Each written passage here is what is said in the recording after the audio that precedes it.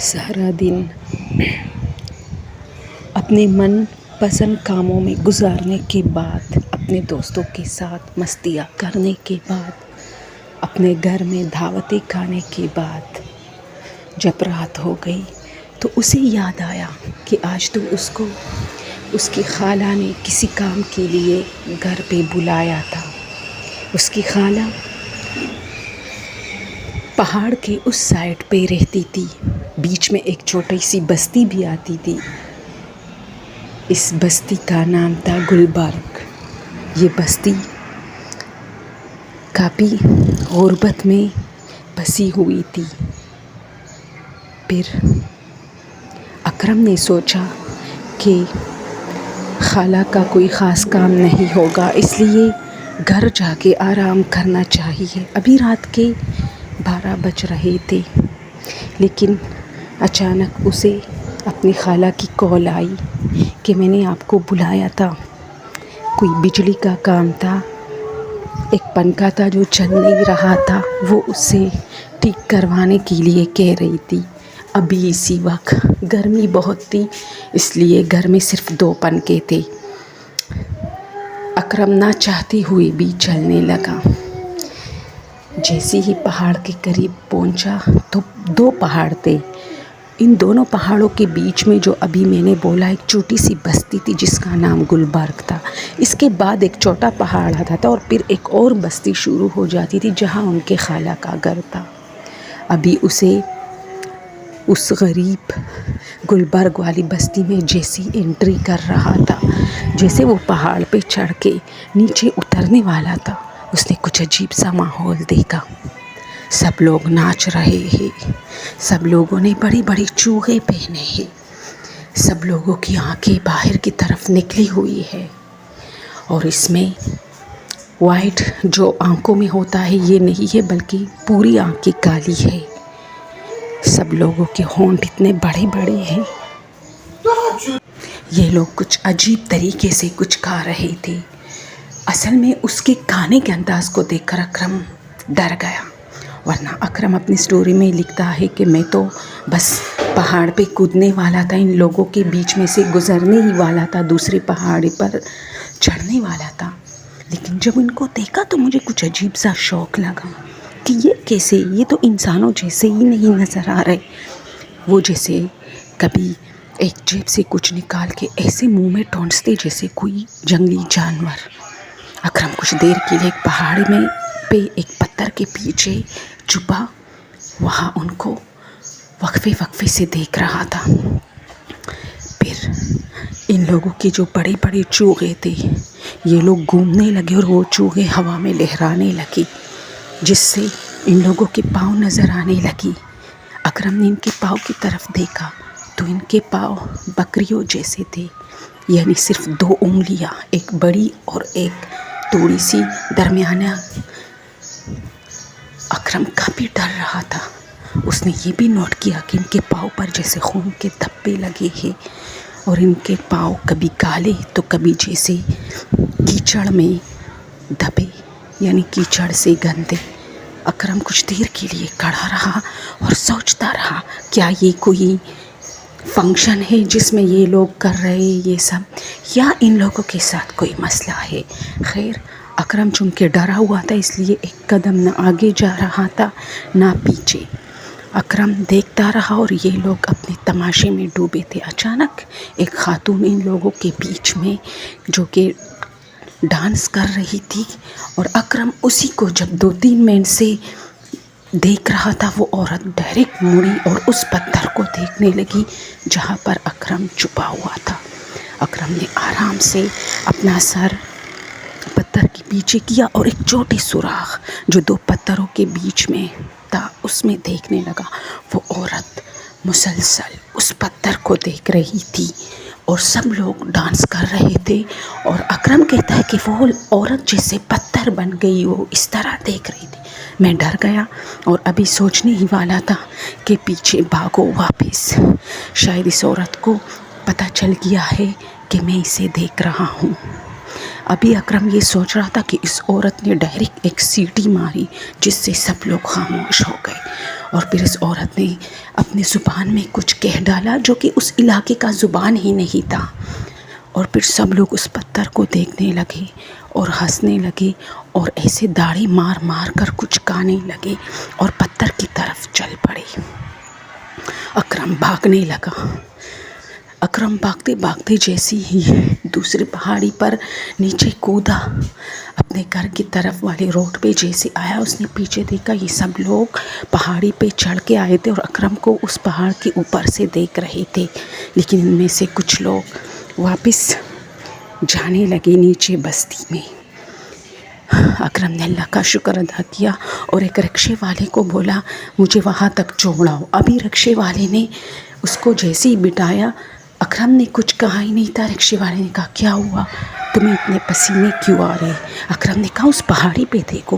جیسے اس شخص نے پہاڑی کی طرف دیکھا، وہاں کچھ بھی نہیں تھا۔ اکرم نے کہا ابھی بہت سارے لوگ اس پہاڑی پہ کھڑے تھے جو کہ پچھلے 1 گھنٹے سے میں ان لوگوں کا تماشا اسی پہاڑی پہ دیکھ رہا تھا۔ اس رکشے والے نے کہا کیا بات کر رہے ہو، وہاں تو ایک بہت ہی غریب بستی رہتی ہے جہاں میرا اکثر جو ہے وزٹ ہوتا ہے، اپنے رکشے میں جاتا ہوں۔ یہ لوگ تو ہم عام انسانوں کی طرح ہے، بہت غریب انسان ہے، اور اس بستی کا نام گلبرگ ہے۔ اس پر اکرم نے کہا وہ تو مجھے بھی پتہ ہے بھائی، میں بھی یہاں رہتا ہوں، لیکن میں نے تو کچھ اور دیکھا۔ لیکن اس رکشے والے نے کہا چلو ٹھیک ہے، صبح تم مجھ سے ملو، ہم دونوں جا کے ان کو بتاتے ہیں کہ یہ کیا مطلب آپ لوگوں میں کوئی فنکشن تھا یا۔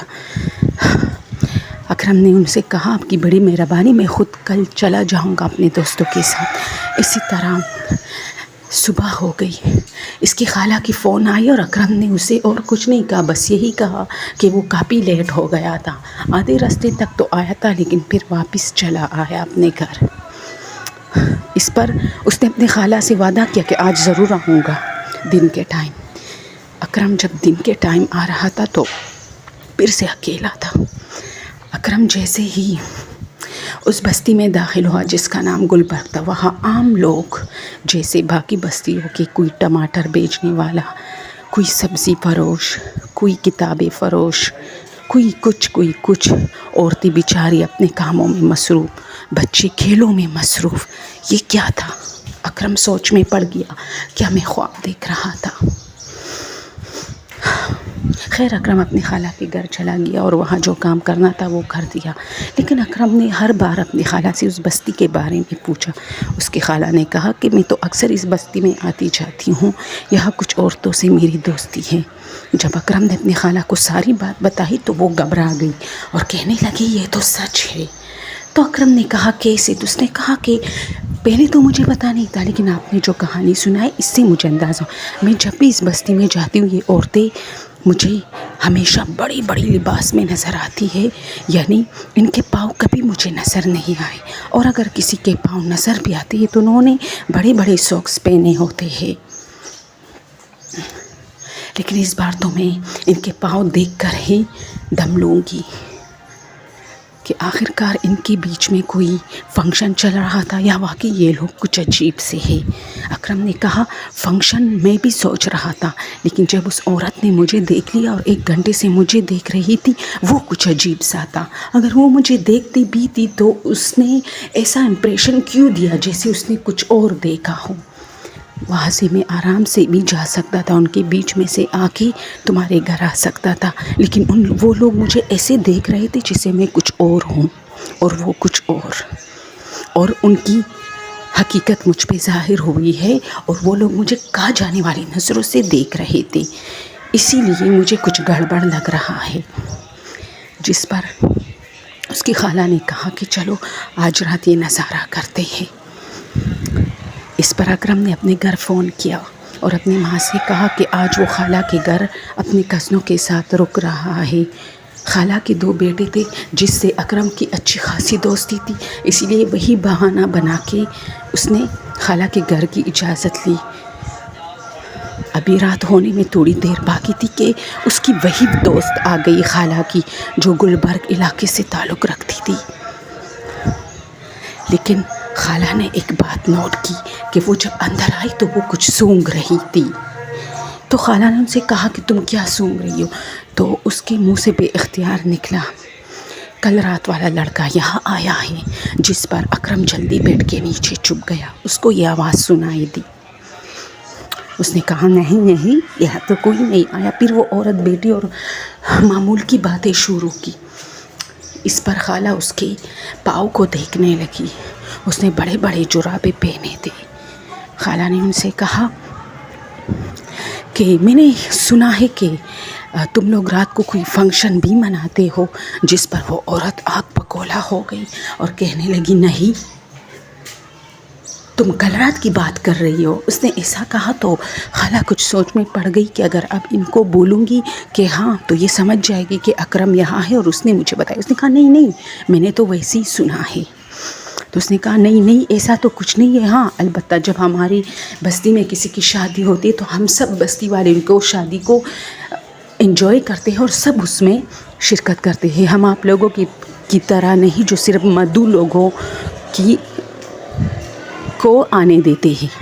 تو خالد نے کہا ٹھیک ہے ٹھیک ہے۔ وہ عورت جیسے ہی اٹھ گئی، وہ کافی پریشان نظر آ رہی تھی اور ادھر ادھر اس گھر میں دیکھ رہی تھی۔ پھر خالہ سے کہا دیکھو جو کچھ چھپا رہی ہو مت چھپاؤ ورنہ تمہارا انجام ٹھیک نہیں ہوگا۔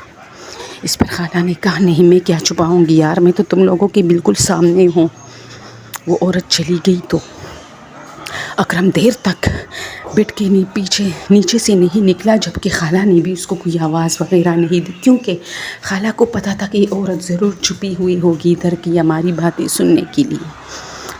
ایک آدھ گھنٹہ گزر گیا، خالہ باہر آئی، ادھر ادھر دیکھا، وہ عورت گلی میں نہیں تھی، لیکن اچانک خالہ کو ایک سر نظر آیا جو دیوار کے پیچھے سے جھانک رہا تھا اور اچانک چھپ گیا، جس پر خالہ سمجھ گئی کہ یہ عورت موجود ہے۔ اس لیے خالہ نے خود کو ادھر ادھر مصروف کیا اور واپس آ کے اپنے ہی زبان میں اکرم کو بولا مت نکلو باہر، وہ ہماری انویسٹیگیشن کر رہی ہے۔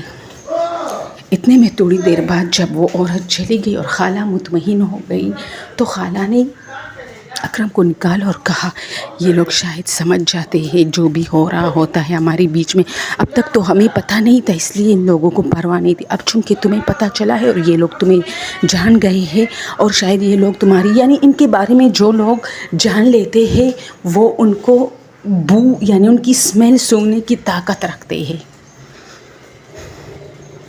اگر کوئی ان کے بارے میں نہیں جانتا تو ان کو ان کی اسمیل الگ لگتی ہے، لیکن جو لوگ ان کو جان لیتے ہیں ان کی اسمیل ان کو الگ لگتی ہے، اس لیے تم احتیاط کرنا۔ ہم دونوں ان کے بارے میں جان چکے ہیں اور ان کو اسمیل آ رہی تھی۔ اس پر یہاں یہ کہانی ختم ہوتی ہے دوستو۔ یہ ایک پرانے زمانے کی گلبرگ نامی بستی کی کہانی ہے، بہت پر اسرار، جس کا آج تک کسی کو پتہ نہیں چلا کہ کیا وہ لوگ کیسے مخلوق تھے، غیر مرئی مخلوق تھے یا عام انسان۔